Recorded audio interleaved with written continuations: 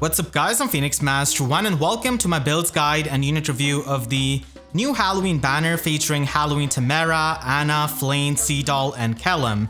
Let us start with Halloween Timerra, who is a lance infantry unit, and she has got Inspirited Spear as her preferred weapon. This gives her -1 special cooldown, and if any kind of foe is present within 3 rows or 3 columns centered on Timerra, then she can give herself and the allies within 2 spaces the +6 speed and defense buff. So this is really good because Timerra herself focuses on those 2 stats, and she does come with bonus doubler 4, so having this kind of visible buff on herself is good, and she can also provide some support to the allies. And then at start of the enemy phase, she can inflict the following on any kind of foe that are in 3 rows or 3 columns. So she's going to be inflicting them with the guard status, and if their offensive special cooldown is at or below 1, and she has got more defense than foe, then she can basically pulse tie their special cooldown and increase it by +1.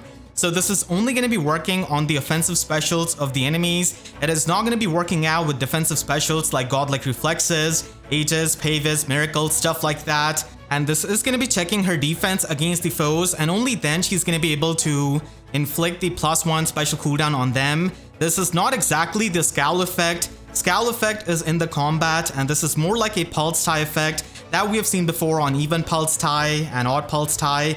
And this is like the defense pulse tie of Timerra basically. And because this effect triggers at start of her enemy phase, you're able to deal with many of the units that want to run time pulse, or they want to pre-charge their special with the use of Asker, Duo Asker, and skills like that.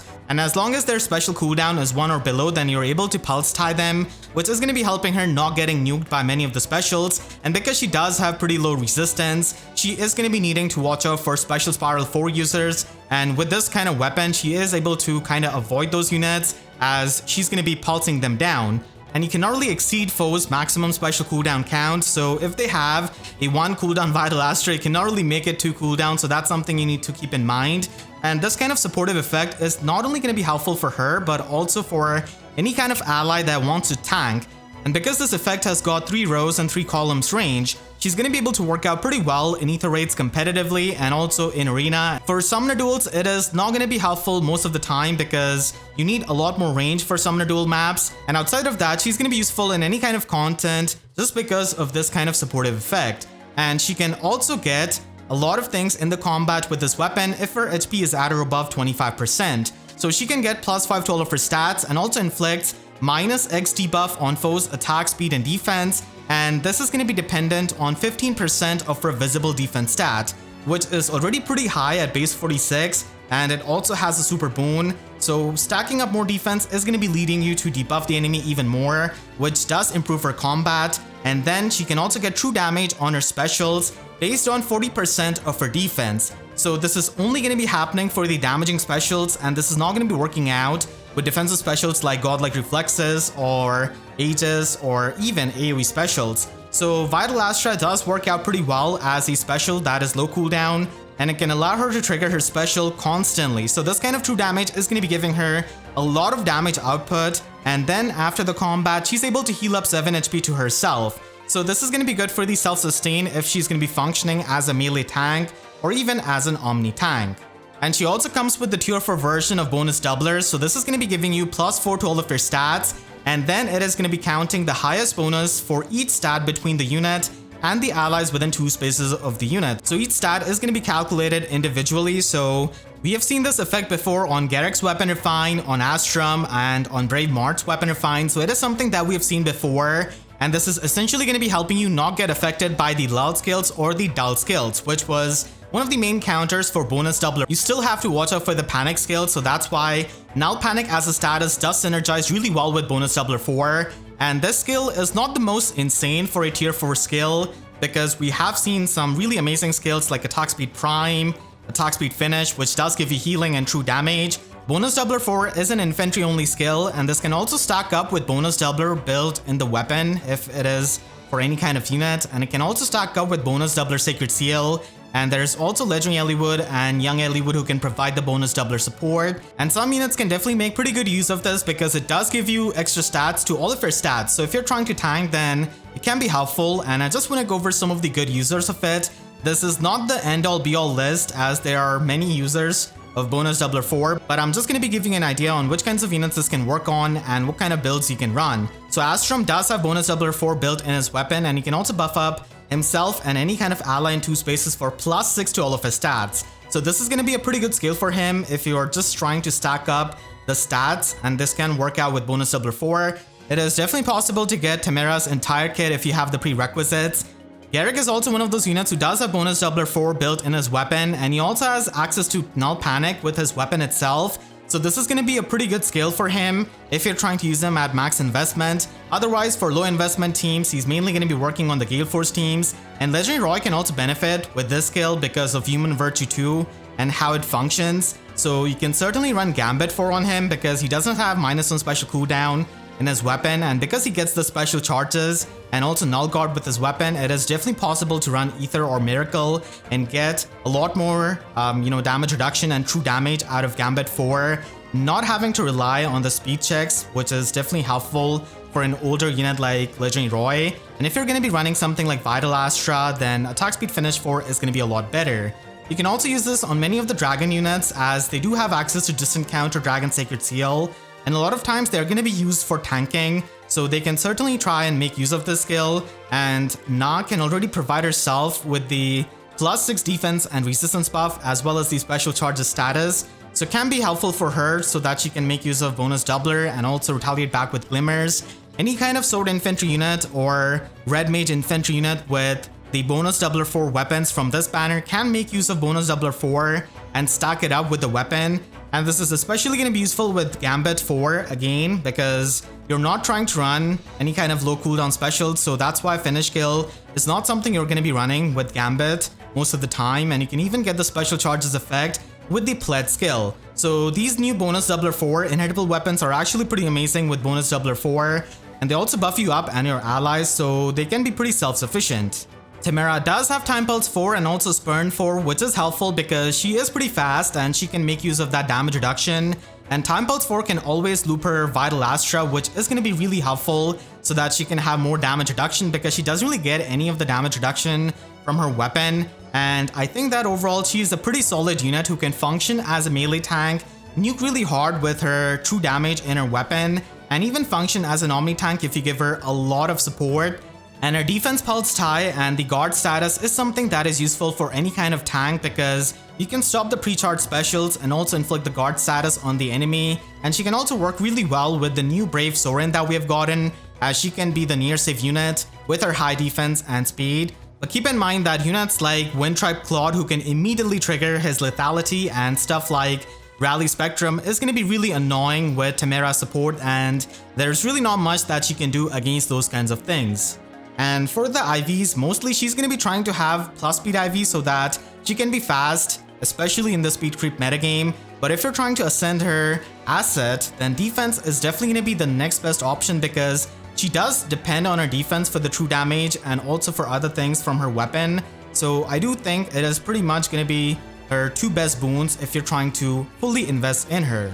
If you're going to be building up Timerra on a budget, then you can simply give her bonus doubler and reposition, and she can work out really well with her base kit. And like I said, plus speed IV is going to be really good on her, so that's something you can run. And even at +1 merge, she can be a pretty good melee tank. And if you're trying to invest a bit more into her, then attack speed finish 4 can be a pretty good option. Whenever we get speed defense finish 4, that is also going to be a pretty good option on Timerra. And this does allow her to get even more healing and true damage. So if you want to double down on those things, then the finish skill is going to be a pretty good option. And speed defense ideal 3 is also a sacred seal that you can run on her, because speed and defense are going to be the main stats of Timerra to function as a melee tank and also for nuking. And you can also ascend her asset in the defense if you're going to be spending a Floret. And you can even run her with distant counter slotty skills like distant attack speed solo, because she does have the defense and the damage reduction to take on many of the physical range units. But when it comes to the magical units, it is going to be a bit hard because her resistance and HP are not really that high, and that's why the new Squad A seal is actually pretty good, providing her the +5 HP and also visible speed and defense. So it does help her with the weapon, and she can tank some magical units, but it is definitely going to be taking some support. And because she doesn't really have null follow-up in her weapon, you should definitely be providing null follow-up status from some kind of infantry null follow-up unit, or Legendary Lincia or Infantry Speed Tactic or anything like that. And it is going to be helping her function as a god lance basically. And even though she doesn't really have the highest resistance, she can get damage reduction from Vital Astra and Spurn 4, and also a lot of the attack debuff from her weapon. And then she can also prevent the enemies from triggering their specials, so it can help her with the tanking. If you want to go the offensive route, then you can certainly run Special Spiral 4 and Ignis on Timerra. And with this and Time Pulse 4, she's going to be able to loop her Ignis and hit extremely hard because she can already get true damage based on her defense with her weapon. And then you have a really high damaging special like Ignis with her defense. And you have a melee nuke that can hit extremely hard and also pierce through the damage reduction at the same time with Special Spiral 4. Now, the slotty skill is definitely flexible with this kind of build, but the optimal slotty skill is definitely going to be attack defense finish so that you can get even more true damage and also get the healing. And Special Spiral is also going to be giving you that true damage and the damage reduction piercing, which is going to be helping you just melee nuke. And Squad Seal is something that you can run for having the visible attack and defense and the extra HP. Timerra can also work as an Omni tank if you give her Attack Speed Prime or any kind of distant counter skill, but Attack Speed Prime is the best one because it gives you the most offenses and you can easily stack up the visible status effects from Peeny's debuff neutralization, Order's effect, and Peeny can also run Infantry Speed Tactic. Asker can give you the Resonance Shields and Blades effect, so all of that is going to be helping Timerra pretty much trigger the distant counter condition of the Prime skill. And she can work with Vital Astra and hit really hard because of her true damage. And she's going to be needing some help when it comes to tanking many of the mages. So air could be used for the extra resistance. And you should definitely be using even more support units who can provide her with extra stats and more resistance. And because she doesn't really have the highest HP, again, the Squad Seal is something that you can run. And a lot of the units with physical null follow-up or magical null follow-up are going to be proving to be really annoying for Timerra, but for the most part, she can a lot of times try and just disable the foes from triggering any of their specials, which can be helpful for tanking any the raid's offense.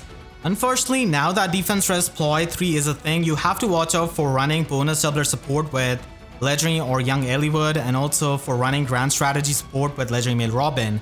But still, there are definitely a lot of other support units that you can run with Timerra, which I definitely recommend running because she's not one of those units that you just throw out for Omni tanking and she can just tank everything. You definitely need to provide her with the good support so that she can have it a lot better with her weapon, preventing the specials, and also with her high speed and defense.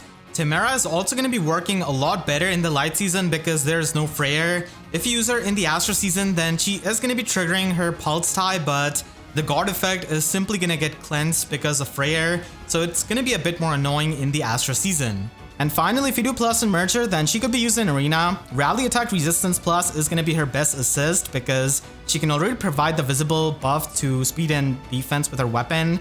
And she can also run Distant Attack Speed Solo or any kind of distant counter skill and tank a lot of the ranged units, especially in Arena. And if you can only outsource Null Follow-Up, then it could be run as a Sacred Seal on her. Halloween Anna is definitely the star of this banner, and she's a Harmonic unit as an Axe Flyer this time.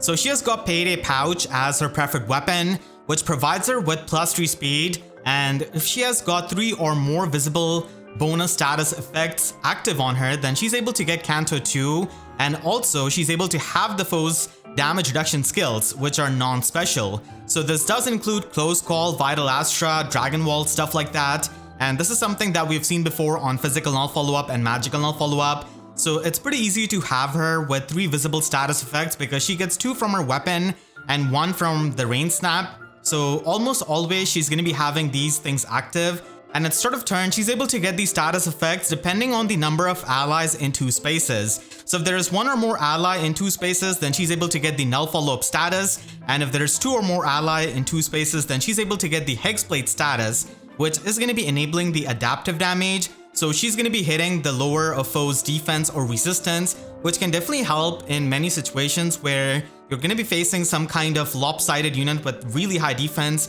but very low resistance. And finally, if she initiates combat or if she's within 2 spaces of an ally, she can get +5 to all of her stats and gets even more attack and speed depending on 25% of foes' visible attack subtracted by 8, and this can go all the way up to 10.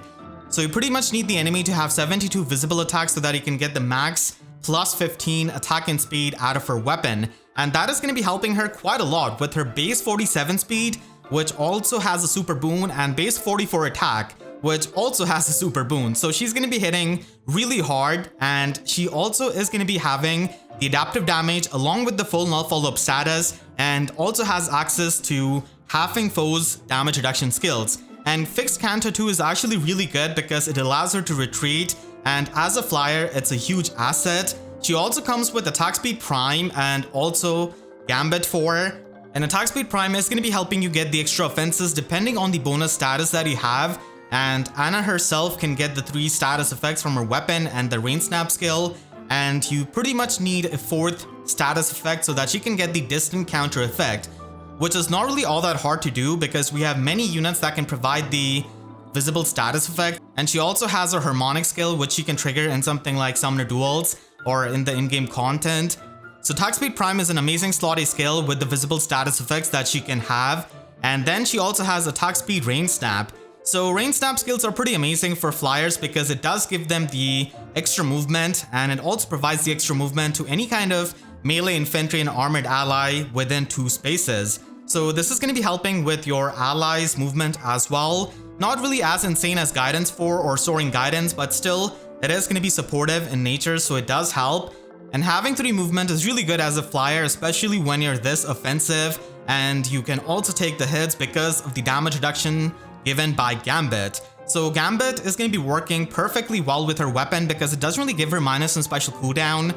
So if you run a 5 cooldown special like Miracle or Ether, then you can get 50% damage reduction and also 15 true damage per hit. Now it doesn't really work with Gale Force, so keep that in mind. I have to mention that because I've seen a lot of people run Gale Force with Gambit, so that's not going to be working out.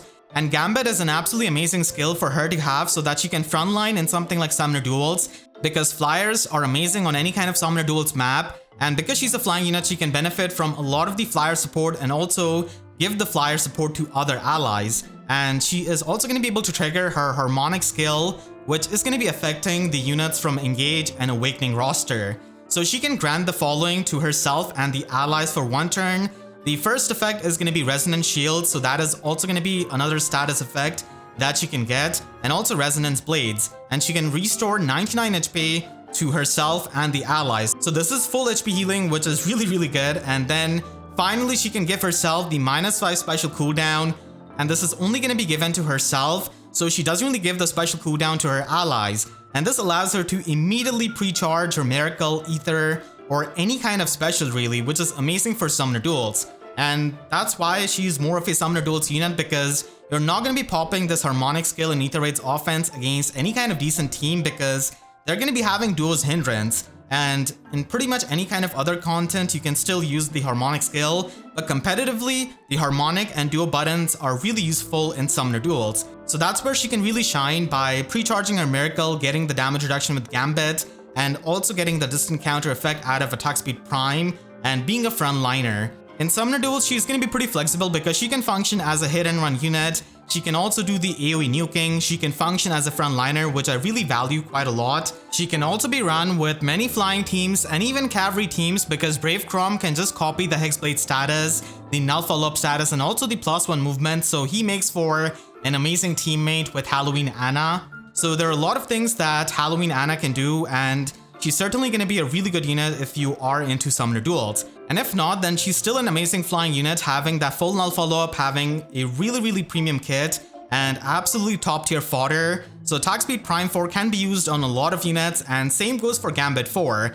Rain Snap does compete with Guidance 4 and Soaring Guidance, but on certain units this is going to be a really good skill to have. Unfortunately, unlike Timerra, you cannot really get her entire kit in a single inherit, so you have to pick between Gambit 4 or Prime 4. So overall, she's an amazing axe flyer who can make use of the Prime 4 and Gambit skill, and also nuke really well because of the Hexblade status, and also piercing through the damage reduction of the enemy by 50%. And Canto 2 does also allow her to hit and run. If you're going to be building up Ana on a budget, then you can simply give her reposition and attack speed catch, and plus speed IV is going to be her best IV, but you can also go with the attack IV if you're going to be ascending an asset, and you can also run Ether on her if you want to have the healing. Now this is going to be more for the in-game content. For Summoner Duels, she definitely needs Miracle, and the first build can work out. And you can even run her with an AoE build because she can just pre-charge her special on her own with her harmonic button and still have 3 movement. You will definitely have to watch out for any kind of stalled status, which is going to be annoying, but still she can avoid the stalled status because that is usually going to be targeting the slower units. So you can just have double life and death, and even though she doesn't really get any kind of true damage from Gambit or even her weapon for the AoE special, she is still going to be able to nuke pretty well with an AoE special just because of the attack stat that she's got. And because she's got Canto 2 in her weapon, you can just make use of hit and run and retreat like full 3 spaces if the enemy doesn't have Canto control. And even if they have Canto control, you're going to be able to retreat 2 spaces. And she can also be used with Legendary Hinoka or with a bunch of other units like Citrine or many of the units who can give her the visible status effects. But Legendary Hinoka is a pretty amazing flying unit for the flyer teams. And Ana can basically function as a frontliner there by running Soaring Guidance. So she's going to be getting the charge status and the special charges status, which is going to be enabling the distant counter for her prime skill, and give up on her Slotsy skill to run Soaring Guidance, which is going to be providing more support to your flying allies. Because she can pre-charge any kind of special with her harmonic button, Gale Force is also an option if you want to go the full player phase route. And if so, then Flared Sparrow and Aerial Maneuvers are going to be good skills that you can run. So Aerial Maneuvers is a pretty amazing skill that can increase her mobility, and she can just Canto back because she's got the fixed Canto in her weapon, so that is really good. Finally, if you do invest in her with the merges and everything, then she could be used in Arena even though she's not going to be scoring the highest, but still like she is an amazing unit for Arena usage because of having the prime skill and also having that fixed Canto, so she can be useful to increase the movement of your infantry and armored allies. Halloween Flayn is a cavalry healer this time, and she's got Kitty Cat Parasol as her preferred weapon. So this provides her with -1 special cooldown, and it does have Wrathful Staff built in.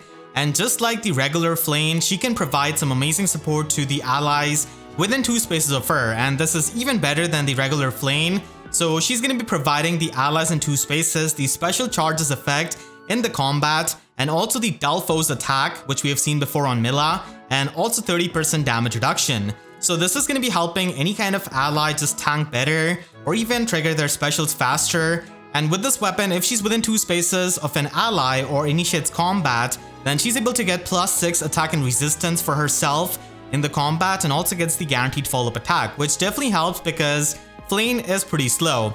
So overall, this weapon is going to be providing some good support to your allies in 2 spaces, but keep in mind that Embla in the light season is going to be inflicting the feud status and disabling Flayn's support. And also there's a lot of colorless feud out there because a lot of the good colorless units are support oriented, like Fallen Maria, Summer Ymir, stuff like that. So unfortunately, Flayn will have to deal with that as well.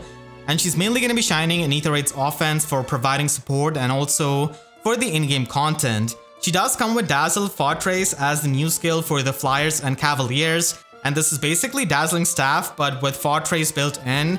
And she can also debuff the enemy for -4 speed in the combat, but it doesn't really matter too much for Flayn because she is pretty slow, but the counter remaining effect can definitely be pretty nice with the AoE gravity effect that you can get from Holy Pressure.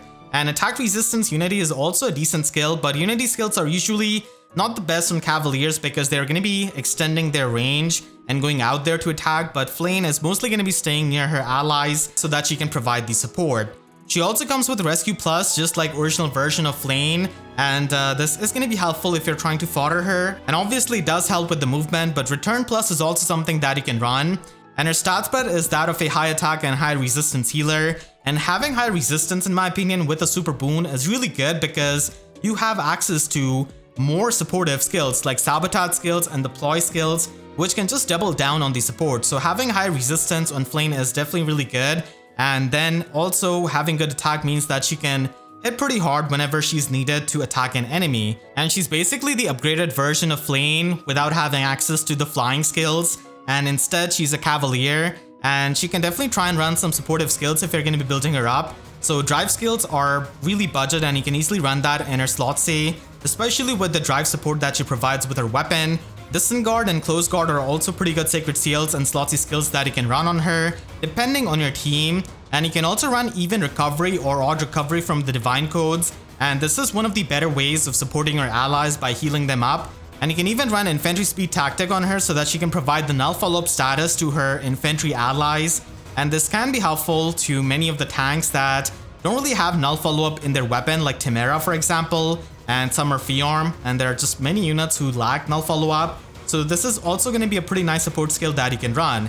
But in my opinion, if you're going to be going all out with the support, then easily the best way is stacking up resistance of Flayn with double still water and also having the defense res ploy skill. So this is going to be excellent for disabling the bonus doubler, treachery, and grand strategy status effects, and those are definitely going to be pretty popular in something like Ether Raids. So if you're going to be using her in Ether Raids offense, she can provide even more support with the ploy skill and also with the sabotage skill, because she can provide you with the sabotage status and also provide you with the attack debuff, which she doesn't really debuff with the ploy skill. And in the future, whenever we get sabotage attack speed, that is going to be a lot better because you can debuff all stats of the enemies.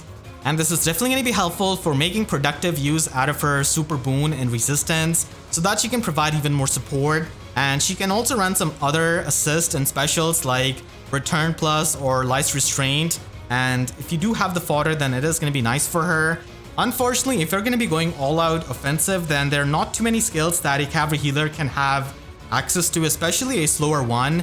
And you just have to run double cat skills with like the menace skill, which is not the most exciting combo, but if you want to go the offensive route, then this could be the option. Halloween Seadall is the 4-star focus unit of this banner, and he's a red infantry mage who can also dance, so that is going to be really exciting for many people because he's our first engaged dancer, and that is going to be helping strengthen your engaged roster for limited battles and also for resonant battles.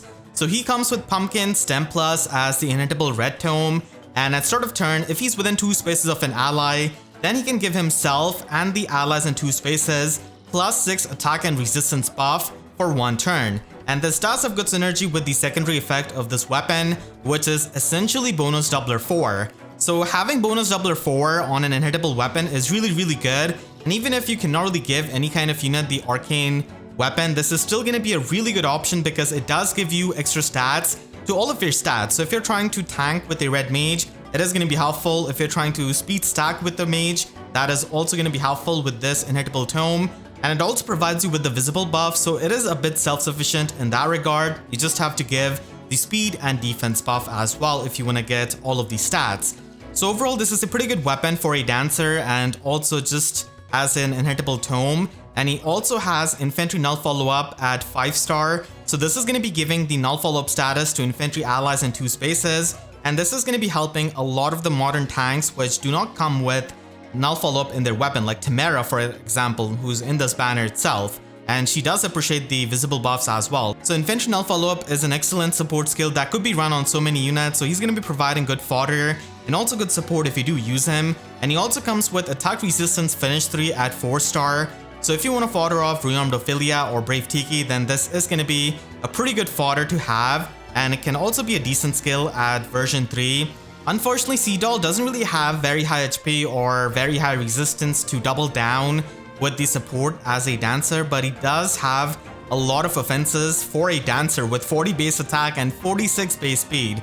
So he can definitely be an offensive dancer you can run, but unfortunately, unlike many of the top tier dancers, he doesn't really have a preferred dance, so it is not going to be helping him stand out too much. And right now, his main selling point is definitely going to be the first engaged dancer, so a lot of people are going to be trying to get him for that reason.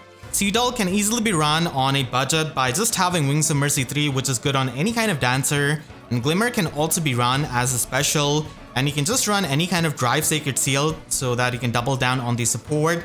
And that is going to be your budget Seadall that could be used in any kind of limited battle or resonant battles.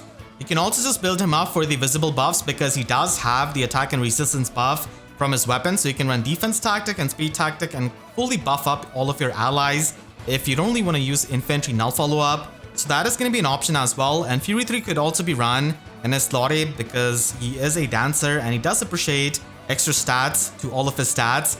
And then if you're going to be trying to invest a bit more into him, then Firestorm Dance 3 is going to be a pretty good option, even though it does overlap a bit with the attack buff of the Pumpkin Stem Plus. Still, it does give the extra speed and the desperation status to the target ally, and also gives Canto 1 to Seadall, which can be really helpful for retreating. And you can also give him something like attack speed ideal force so that he can stack up even more speed. And as a dancer, his best IV is definitely going to be the plus speed IV so that he can deny the follow-up attacks of many enemies and also be as fast as he possibly can. And if you're a big Seadall fan and if you want to plus and merge him and use him for his offenses, then you can definitely give him bonus doubler 4 and also magical null follow-up. This is extremely expensive build, but this is something that you can definitely pull off with Pumpkin Stem Plus, stacking up that bonus doubler 4 and also running attack speed Oath 4. Despite its overlap, it is still going to be giving him extra offenses and also the visible speed, so that is going to be helpful. We don't really have speed defense Oath 4 yet. And if you're going to be foddering a rearmed affiliate to him, then he can easily take up Arcane Eclipse, attack resistance finish 4 and also special spiral 4 all at the same time, which is going to be really helpful as he can pierce through the damage reduction and loop his Luna. Unfortunately, you're not going to be able to get Time Pulse at the same time, but still it is something you can run so that you can pre-charge Luna and then loop it with Special Spiral 4. And Attack Resistance Finish 4 is going to be giving you that true damage and also the healing, which is really good. And if you're going to be going all out with Arcane Eclipse and Special Spiral 4, then you can just run Attack Speed Finish 4 so that you can actually stack up the speed. And you can also run Time Pulse 4 so that you can loop it with a Special Spiral 4 and with Dragon Fangs. So this is going to be providing you with a lot of damage output that can pierce through the damage reduction, and this is on a Dancer, so he can be an offensive Dancer with this kind of build at max investment.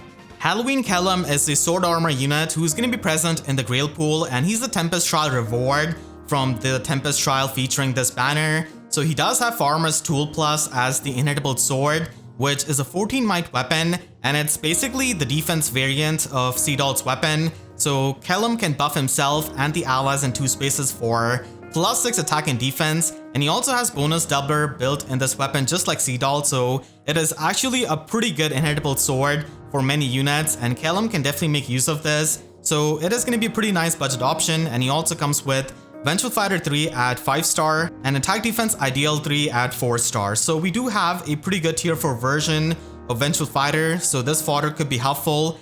And as for his stat spread, he does have high attack at base 46 and also high defense at base 48. He also has 48 HP, and unfortunately he does have a bit of an awkward speed stat with 31 base speed, which doesn't really do too much.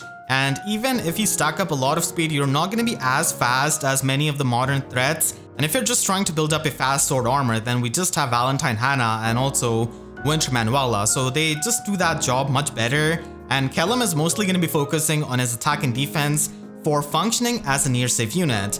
And he does have Super Boon on his HP and resistance, which could be helpful if you're really trying to far save with him. But for the most part, like I said, he's going to be functioning as a near savior. And he does have 200 BSC, so that could be useful in Arena for the scoring, but using any kind of armor unit in Arena at this point is extremely painful because of their movement, and you just want to have more mobility for a game mode like Arena. But if you really want to use him for Arena, then he's going to be scoring same as Murdoch and Vigard as the previous armor units that we have gotten. And he actually scores the same as Cyril, who's a ranged infantry unit. So that just goes to show you that using armor units as score sticks is not only painful, but it is also not exactly the best thing when we can have infantry units that can score as much as them and just have much better mobility. If you're going to be building up Kellam on a budget, then you can just defense refine his weapon, and this weapon is going to be working out fine on a budget, and you can just give him attack smoke 3 or really any kind of other slotsy skill that you may have, and you can just stack up attack and defense on him with attack defense form. And if you're going to be investing more into him, then I would definitely recommend going all out with something like Near Save and also Sturdy Stance 3 so that he can get the guard skill and also Vengeful Fighter 4, which is going to be providing him with the guaranteed follow-up attack, the follow-up negation, the breath effect, and also -4 attack on the enemy. So that is really helpful for functioning as a slow armor unit, and he can certainly stack up his resistance and defense with the visible buffs so that he can be more bulky with his Farmer's Tool Plus. Now, if you're going to be giving him the Arcane Lutnier, then you can certainly try and run some other slot B skill, which doesn't really have to overlap too much with his sword. And even though Arcane Lutnier is an older sword, it still gives a lot of things that a slower armor unit might want, like the follow-up negation effect, the guaranteed follow-up attack, and also the guard skill. So that is all really useful, and also minus some special cooldowns, so that allows you to trigger bonfires instantly with Special Fighter 4. And even though Special Fighter does have a bit of an overlap with Arcane Lutnier with its guard effect, it is still going to be providing you the healing and also the special charges, which is really good. And since we're going to be focusing on his attack and defense unity does become a pretty good slotty option that he can run, and especially if you stack it up with grand strategy of Fledgling Male Robin. Now, even though Arcane Elutnir is an option, we also have some great inheritable options in Wyvern Katana Plus. So this is a dual phase brave weapon, and this is also going to be giving you extra bulk. So you can try and run Gambit 4 so that you can have a 50% damage reduction with Ether or Miracle, and you can also get 15 true damage per hit, and that is really good with a brave weapon like Wyvern Katana Plus. So it is something you can run with the Steady Breath Sacred Seal, and if you really want to be more like Arden, then you can skip on Gambit 4 and just run Vengeful Fighter 4 so that you can get the Breath effect and also trigger Ignis on your brave attack. So those are going to be the options with Wyvern Katana Plus, which is a really good weapon. And back to Arcane Elutnir, if you're trying to run Pavis on him, then the -1 special cooldown does help, and all of the defensive effects that Arcane Elutnir has is going to be helping you run Hardy Fighter so that you can also have guaranteed follow-up attack, and Close Defense 4 is going to be really helpful against many of the foes that are going to be using their visible buffs. And even if they have null follow-up and completely ignore the guaranteed follow-up attack and the follow-up negation of Arcane Elutnir, you can still use Steady Breath with Pavis so that you can get some damage reduction on their double if they do not have any kind of guard skill or the full tempo skill. Even though he's a lot more suited for near saving, if you really want to build him up as a far save tank, then you can try and run Distant Stance and also run Special Fighter 4 so that you can retaliate back with Armored Beacons. And Armored Beacon is also going to be providing you with the damage reduction on the enemy specials, so it is going to be something that you should be running if you're going to be using him as a far save unit, and if you really want to make use of the super boons to his HP and resistance. Finally, if you really want to use him for Arena, then Close Defense 4 is going to be a pretty good slotty skill. And again, even though Arcane Elutnir is an old weapon, it is still going to be providing you with a lot of the defensive effects that can free up your slotty and slot B skill. So Close Defense 4 is really helpful in Arena where people are going to be running their Rally Plus skills and visible buffs, and Gambit 4, even though it is going to be run with a -1 special cooldown weapon, it is still going to be giving you that 40% damage reduction and 10 true damage. So you can just stack up a lot of these defensive effects if you really want to use them for Arena, and you can also use Steady Breath Sacred Seal so that you can trigger Ether a lot easily.